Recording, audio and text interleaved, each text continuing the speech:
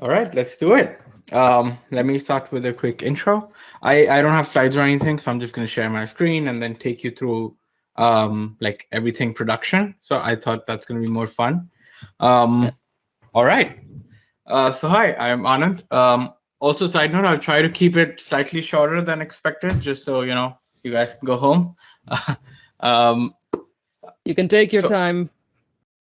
I think we're pretty early, so you can take your time. okay, sure, perfect. Um, Cool. So, yeah. So, thank you so much, Barb.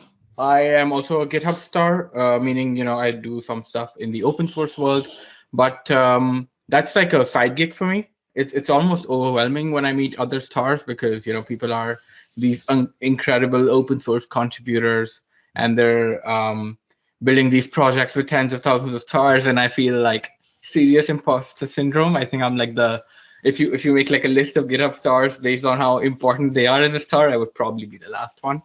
I hope I make up for it in other stuff that I do. So I'm an entrepreneur. I'm the co-founder of Pabio. We are a rent-to-own furniture company based in Europe. We were part of Y Combinator's most recent batch, and we raised a couple $1 million in a seed round. And that's in fact that's the least technical company I've ever built. Before Pabio, I founded Oswald Labs, which is an accessibility technology company, meaning we do a lot of R&D and build tech for people with disabilities. Think blind-friendly smartphones, dyslexia-friendly reading devices, stuff like that. And then before that, I did a bunch of stuff in ed tech and here and there.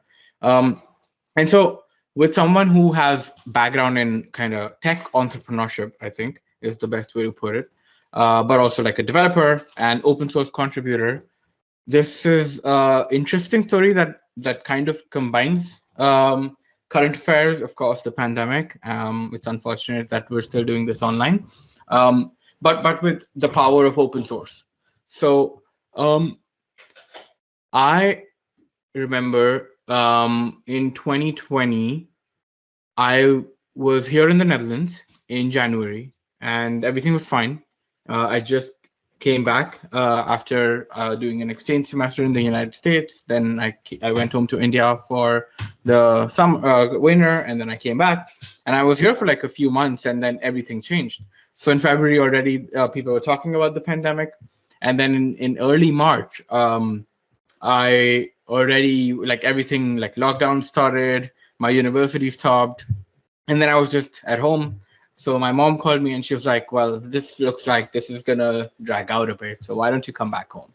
And I was like, "Sure." It was kind of in a hurry, like everyone was kind of panicky and afraid. So I got on the next, KLM flight back, and in fact, the day after my flight was the last day that flights were flying, and so I made it out, and I went back to my family in India. So as soon as I reached there, some of my friends and relatives told me that they've been trying to find a way to give back and have started this initiative to figure out what are the major problems that people are facing during the pandemic. So India is a big country, and a lot of and so I'm from New Delhi, which is the capital, and a lot of people who work in New Delhi are not Delhi natives like I am. They come from all of these cities and villages, especially low wage, daily wage earners, migrant workers, they're called. These are people who migrate from villages to come to cities, and they might do low wage jobs, and they typically almost like in an unfortunate hand to mouth way make literally what is a daily wage. And so a lockdown means that they cannot go to work, and unfortunately it quite literally means that they might not be able to feed their family the next day. It was really intense. And so and so when I found out about this problem, we started thinking about what's the next step. Is there anything that we can do? And that's how Karuna 2020 started. I was still working at Oslo Labs back then. I founded Pabio about half a year after this part of the story, which is what I do now. And so Oslo Labs, my company, some of my other friends, their companies, some of my relatives, all of us kind of came together and started having these weekly calls to brainstorm what we can do. And that's how Karuna 2020 started. So before I continue to tell you more, I'll tell you a bit about the results. Over the next couple months, we fundraised about 20 lakh rupees, which is like 25,000 euros, mostly from friends and family and people in our network. We use this money to build a dry ration kit. So imagine a kit that has all the important groceries you need. Think lentils and pulses, rice and wheat, oil and salt. And it costed about less than 10 euros. And this kit can feed a family of 4 for a while, like not for like a day or two, but for a whole month. And so if we realized if we can get we partnered with all of these great people who can give us stuff at cost, and we realized if we can distribute this to even a handful of people, a family of 4, it means we can impact tens of lives. At the end of it, we ended up feeding over 10,000 people. And we then pivoted a bit to focusing on masks. And so we partnered with nonprofits and set up places to actually make masks. And we ended up distributing over 100,000 masks to frontline workers in police and healthcare and people across India who needed it. So this talk is about GitHub. And that's really exciting because the core point is, how did open source become this almost force for change and enable this entire operation? So I'm going to quickly share my screen and take you through everything. All right. So this is our site, Karuna 2020. It's like a wordplay on Karuna 2020. Karuna is a word that has a meaning, I hope. Let's find out what it is. It's like, compassion, I think, is a loose-ish translation, but yeah, that was the idea. And so this is our site. It's really simple. It gives you a quick overview of what we've done, where are we in the progress, and so on. And let me start from the absolute beginning. So when we started this initiative, we had this Excel file where we, when we started having conference calls, we made a little tab and we started. So, March is when we started. And then we started making notes and thinking about, okay, what do we do? Site updates, fundraising, materials, distribution, everything. We had tabs for geography, like what are the places where we want to help people. Let me move this a little. So, where are we getting requests from? Because as people in our network found out, they also found out places where they think it would be useful. We had a sheet for tracking where to buy stuff from, all the contacts of people. That was a bad idea to show, etc., etc. This became very messy. Now imagine tens of people contributing on this spreadsheet and figuring out all of these different things. And one of my friends who I introduced, and he signed up for the program to help us. He's one of the top engineers I know, Shavik, wrote this blog post that I want to quickly go through because he's like a big closure advocate. And I don't have like a strong opinion on it, but I'm just, have a strong background with JavaScript, TypeScript, web stuff. So I just never got around to it. And so he's been like trying to convince me to go to closure. And he made this really great analogy that now I think in hindsight makes so much of sense. So he tells this story about how he joined and how the JavaScript model was failing us. So like I showed you in the Excel sheet, the first runtime is essentially like this, right? There's like one main thread, right? Everything goes through one place. All of these things talk to that place. That's like the analogous of might be that's the Excel sheet, or that's like the people. And it became really messy, right? This is a simplified view of how we deal with stuff. Like imagine we get donations in, we have all of these partners and government people and other fundraising people.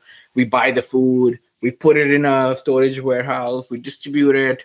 We have to get like government e-passes because going out during the lockdown to distribute food, you need like special permissions for that. It's like a whole thing. And so he this is like the fun line, like the process was operating in memory, literally in our heads. And of course that meant that it was hard. And this is like the main story, right? That the asynchronous JavaScript model was not working when applied to this. And these were like early days, right? Imagine this is just March and we're still trying to get this off the ground and figure out what to do next. And so yeah, this is, I would love for you guys to go through this later. I think this is really exciting. But so the idea was that we went from asynchronous JavaScript to the concurrency model popularized by Lisp languages and Clojure. And what a really good analogy that he draws is that every person now is a function, and every task that we do can be kind of divided in this Kanban view of, something goes from money comes in, we find the donors, we send them a receipt, we take the money, we order, and we ended up building a whole system around this analogy. So this is what our Airtable looks like then. So now I'm gonna read up. It's a really fun article. Let me take you through what we moved to. So then we moved to Airtable. Airtable was generous enough to give us some credits. And then we started tracking everything here. And so it became super simple. We set up some GitHub Actions workflows that anytime we get a new donation, we say, okay, where did it come from? How much money did we get?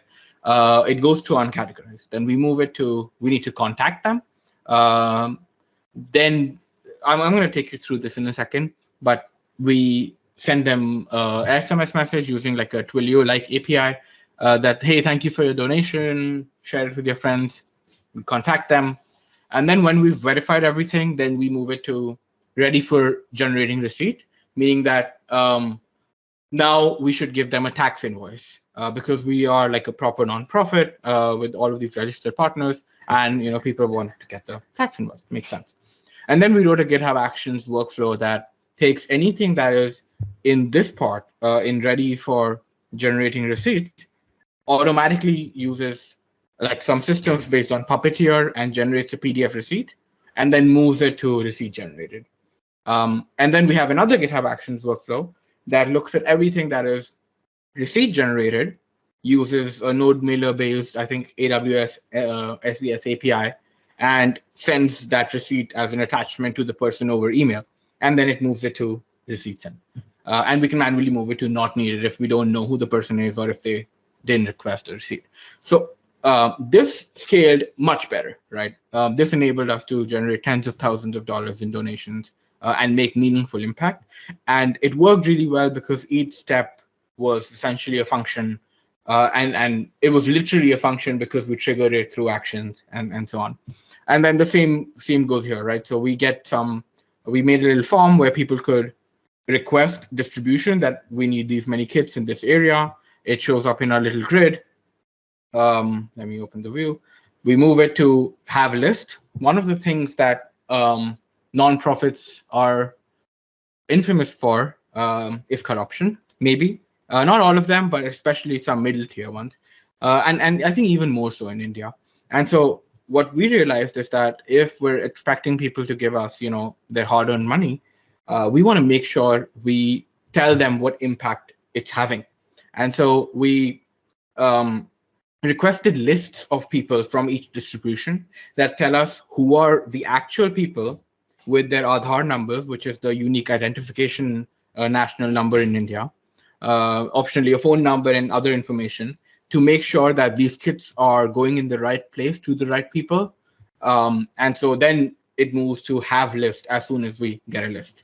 Then we move it to if we've approved this request, if we assign somebody who has an ePass who can deliver it, if it's delivered. And then as soon as the delivery happens, that's the second step of accountability.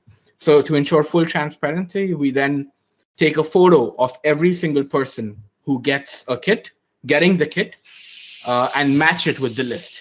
So it goes from taking money from people, donations, to procurement, to actual distribution. And we try to ensure like accountability and transparency in every step of the process. Again, everything powered by GitHub Actions and open source. For example, we upload all of the photos. I'm going to show you on the site in a second. But yeah, so then it moves to we've received the photos. And I'm not going to take you through everything, but just to get an idea, this is how we do the procurement, like buying the stuff, invoicing. When people sign up to be new volunteers, we contact them, onboard them. And this is also an interesting one. Whenever we did something great that we want to share with our supporters, we made a WhatsApp group, Instagram page, Facebook page, the works. And we write the post here also in Airtable with the handler, with the status, with any photos, move it to here automatically when there are photos for that distribution. So here you can see these photos. Move it to graphics ready manually because somebody generates these graphics. And then when we move it to publish to site, it automatically publishes that as a blog post on our website. And then also automatically post it on Facebook, Twitter, and Instagram. And so we made all of these great open source workflows that made sure that the people are actually focused on the right things, onboarding volunteers, making sure distributions are going on time, and not like doing manual tasks. And then we have some more. So now let me show you how it actually looks like. So this is our site. This is like a live little impact report. This is a bit about the kit. And so this is what the actual kit consisted of. And these are all the little blog posts, social media posts that come. So let me click on one. Yeah, let's look at this one. So in April 2020, we sent 100 kits in Vasant Kunj. And these are the people who received them. And these are the photos of each distribution. And so something that is interesting here that you would notice is face blur. So let me open this. So of course, we want to ensure transparency, but we also want to make sure that we protect privacy. And so if you look at our GitHub organization, Karuna 2020, this is the source code of our site. Let me quickly take you through it. It's a simple 11T site based on emergency site, which is another great open source project. It was actually built around the same time, like a year before. It was April 2020, with the idea that if you're in an emergency and you want to quickly deploy a site, it would help you. So if you look at the demo, if it's still up, yeah, it's super basic, right? The site is super basic. You can just do updates. So we forked it. We thought it's like pretty smart that it's a purely static, really fast loading site. And we forked it. We made it a bit nicer. We added a bunch of features on top of it and all of our integrations. So this is what our site actually looks like. It's really fast.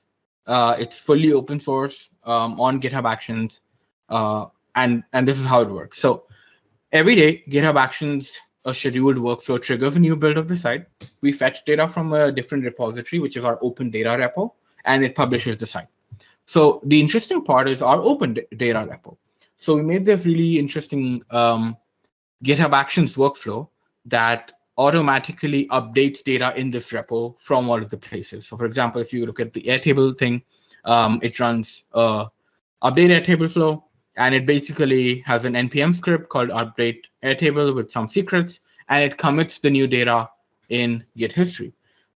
This is actually, we did this 2 years ago, and in fact, GitHub Office of the CTO made a really interesting project. Nope, not this one. Let me find that.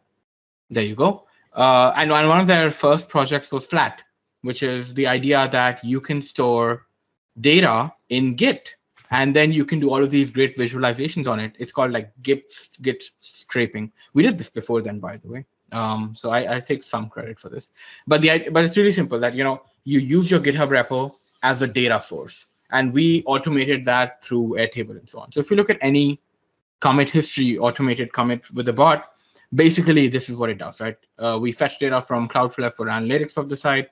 We fetch data from, let me go a bit back where it was more interesting, like let's say during the, perfect. So, it fetches all this data from Airtable, all the files, and it basically stores it in this repo. And because we use GitHub Actions, this means that we can make all of these API endpoints. So if you want to see all of the donations that we've done, you would hit the opendata.karuna2020 endpoint /distribution.json, and you get this huge JSON file with every photo and everything you need to know. So we built this as like our basic minimum level of transparency and accountability. And everything was like machine readable in JSON. We were pretty proud of it. And in fact, the first version of this was actually based on the original Google Sheet, and then we moved it over to Airtable. And so our site essentially then becomes a client of our API, which is open source on GitHub. And the API is essentially a client of where the actual source of truth is Airtable. So this is how it works. Like I said, everything is open source. So if you're curious, you can have a look at the scripts. So if I go to the source folder and everything, like for example, the invoice generation is right here.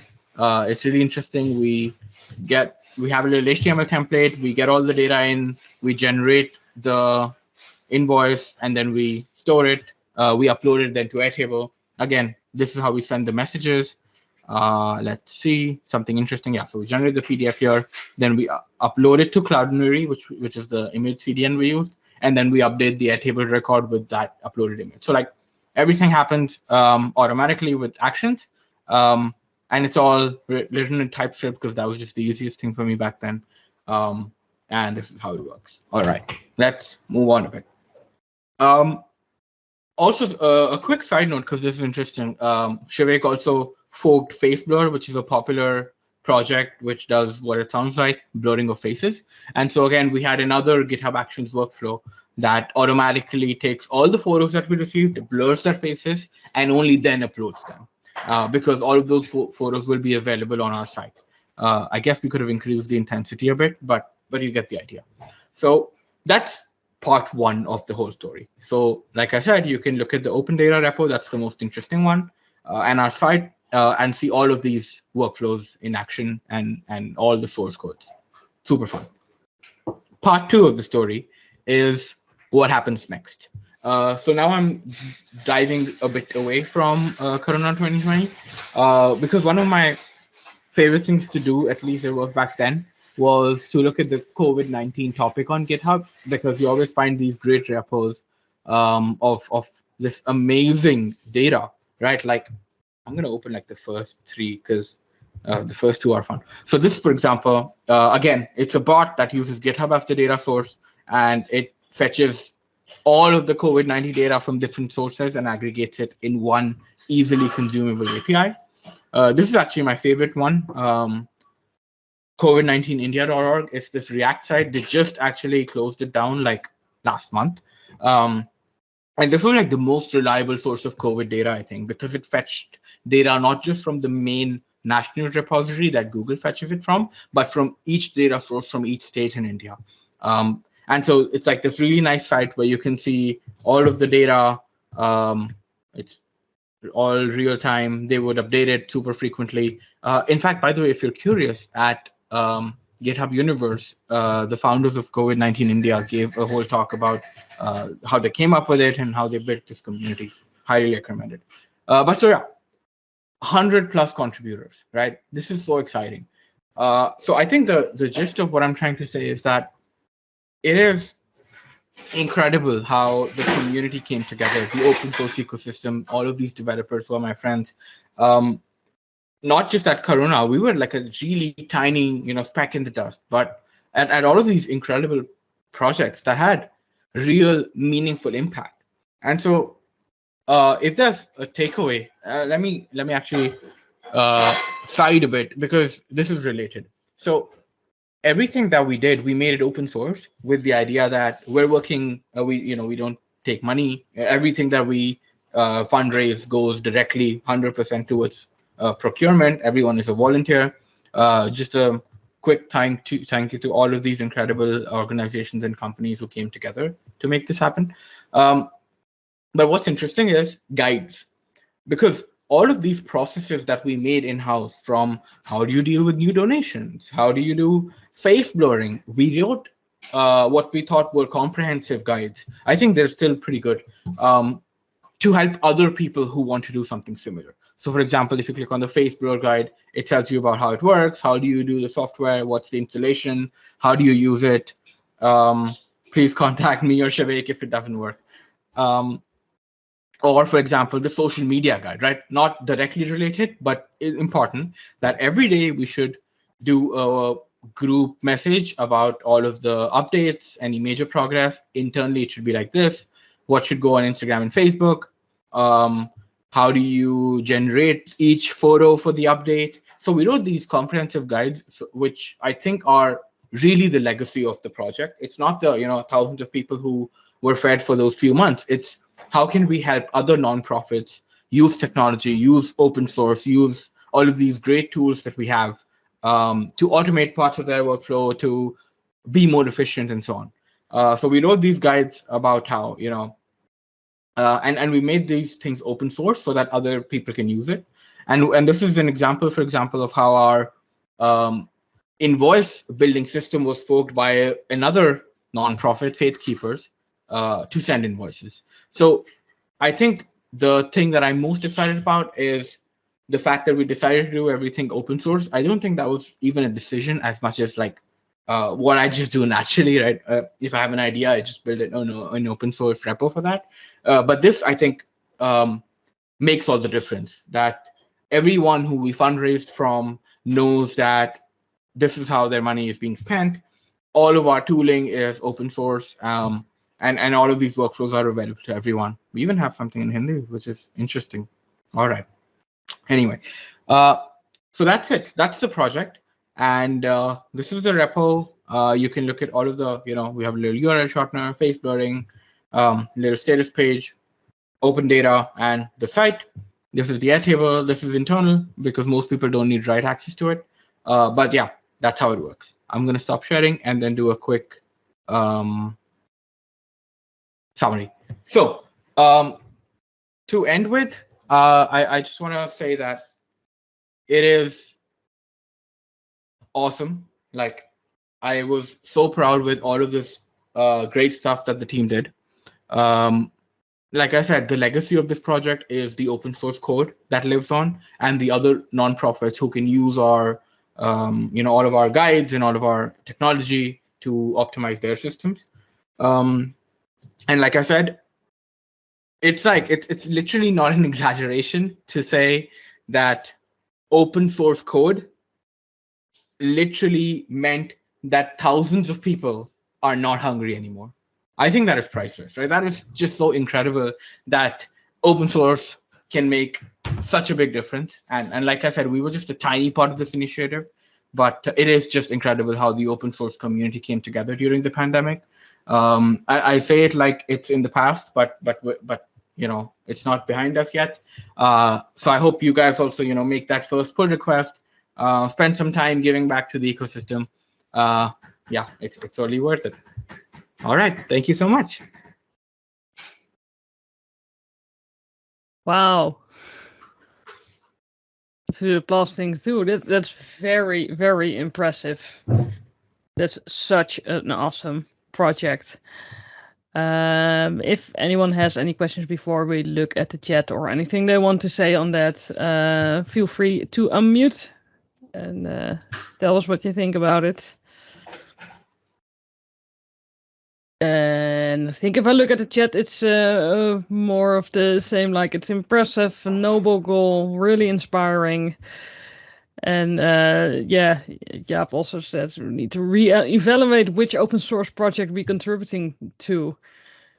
Yeah, it's actually, I'm thinking to myself, we're making jokes about Clippy, but you're really changing the world with your code. No, I think Clippy makes a difference. I'm not even kidding. I think I'll give you like a really quick side note example. You know how GitHub has these new badges now, and I earned all of them, right? I earned the sponsors badge, I earned the deep code thing badge, and I earned the Mars helicopter badge. And in fact, that last one, the Mars helicopter one, I don't feel like I earned it as much because I made a pull request with a typo in Bootstrap years ago. And it happened to be that NASA used Twitter Bootstrap from back then on the site of the helicopter.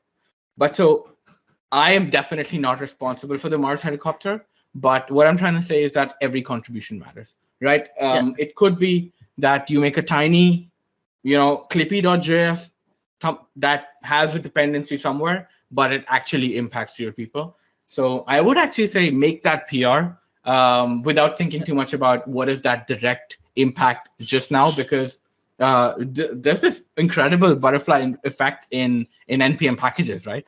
A tiny contribution can be a major feature for something way bigger than us.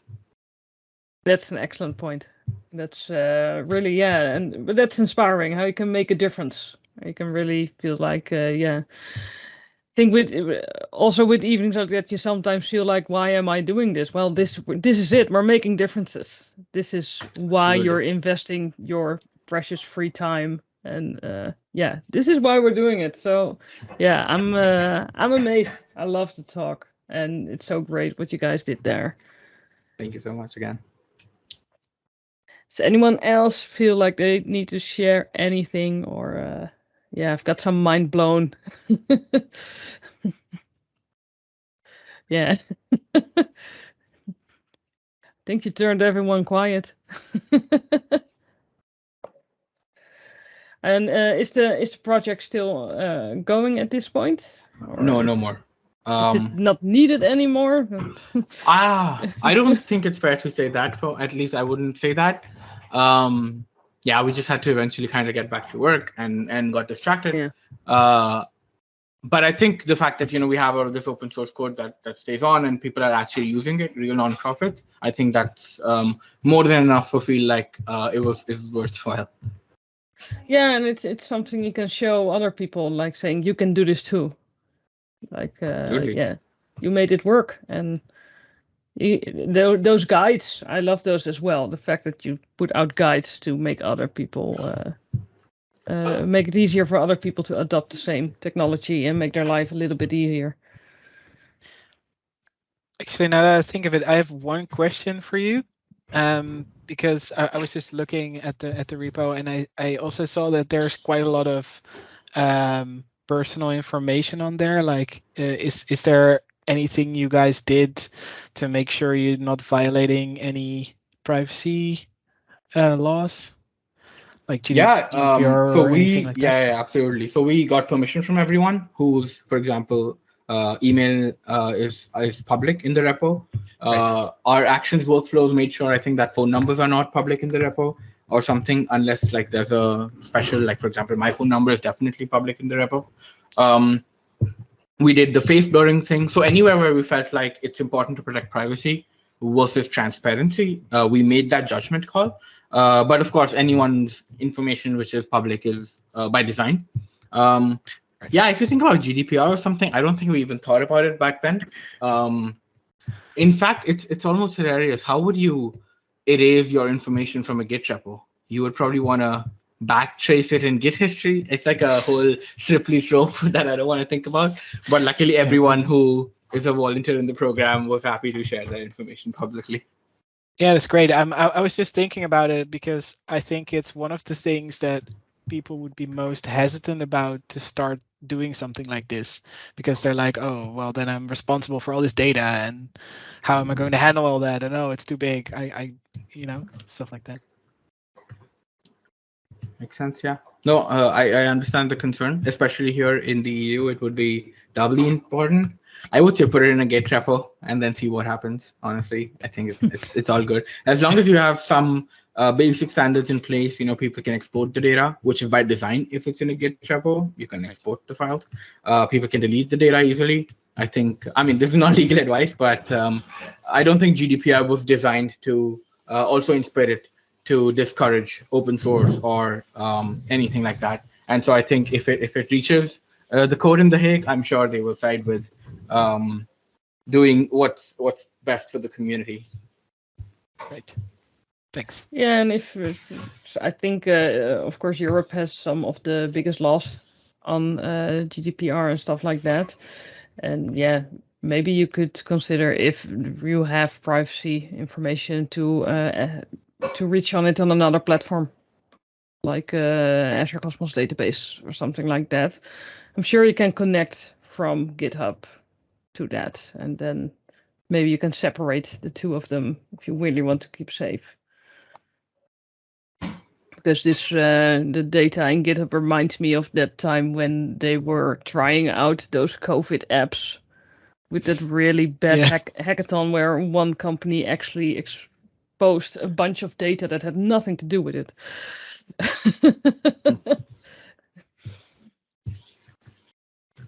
So that's that might be something to consider. Is it different in India? Are there laws like that there? I'm not. I don't think I'm an expert, so I don't know. I actually don't know.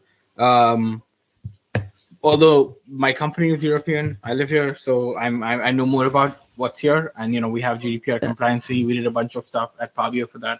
I also did some cool open source stuff. Maybe it's a topic for another talk.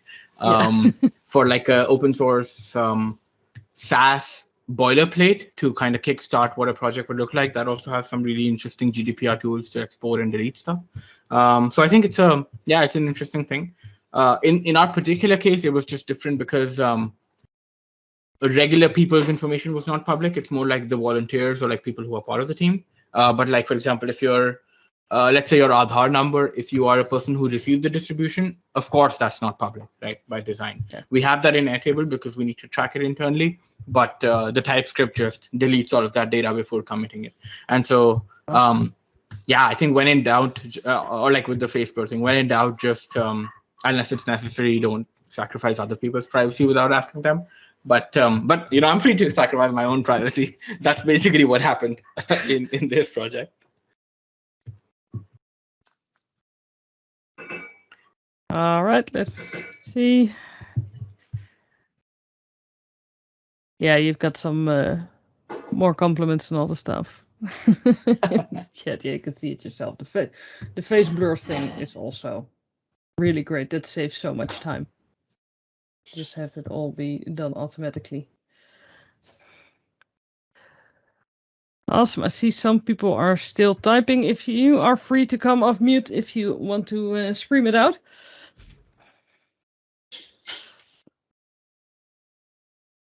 No question, but I just want to say that I think the weekly development breakdown and last week in music, that's pretty cool. Didn't